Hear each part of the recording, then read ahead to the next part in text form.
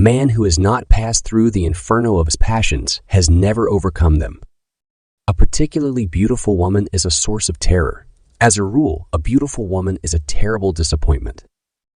Every form of addiction is bad, no matter whether the narcotic be alcohol or morphine or idealism. Everything that irritates us about others can lead us to an understanding of ourselves. If one does not understand a person, one tends to regard him as a fool. In all chaos, there is a cosmos. In all disorder, a secret order. In my case, Pilgrim's Progress consisted in my having to climb down 1,000 ladders until I could reach out my hand to the little clod of earth that I am. It all depends on how we look at things, and not how they are in themselves. Knowing your own darkness is the best method for dealing with the darknesses of other people. Man needs difficulties. They are necessary for health. Masses are always breeding grounds of psychic epidemics. Mistakes are, after all, the foundations of truth, and if a man does not know what a thing is, it is at least an increase in knowledge if he knows what it is not. Neurosis is always a substitute for legitimate suffering. Nobody, as long as he moves about among the chaotic currents of life, is without trouble. Often the hands will solve a mystery that the intellect has struggled with in vain. Show me a sane man and I will cure him for you. The Christian missionary may preach the gospel to the poor naked heathen, but the spiritual heathen who populate Europe have as yet heard nothing of Christianity. The debt we owe to the play of imagination is incalculable. The healthy man does not torture others. Generally, it is the tortured who turn into torturers.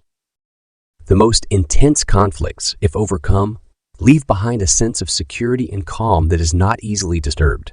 It is just these intense conflicts and their conflagration which are needed to produce valuable and lasting result. The shoe that fits one person pinches another.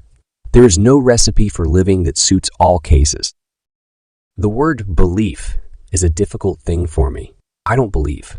I must have a reason for a certain hypothesis. Either I know a thing and then I know it. I don't need to believe it. The word happy would lose its meaning if it were not balanced by sadness. There is no coming to consciousness without pain. There is no such thing as a pure introvert or extrovert. Such a person would be in the lunatic asylum. We deem those happy who from the experience of life have learnt to bear its ills without being overcome by them. We shall probably get nearest to the truth if we think of the conscious and personal psyche as resting upon the broad basis of an inherited and universal psychic disposition, which is as such unconscious, and that our personal psyche bears the same relation to the collective psyche as the individual to society. We should not pretend to understand the world only by the intellect. The judgment of the intellect is only part of the truth. When an inner situation is not made conscious, it appears outside as fate. Who has fully realized that history is not contained in thick books but lives in our very blood? Who looks outside, dreams. Who looks inside, awakes.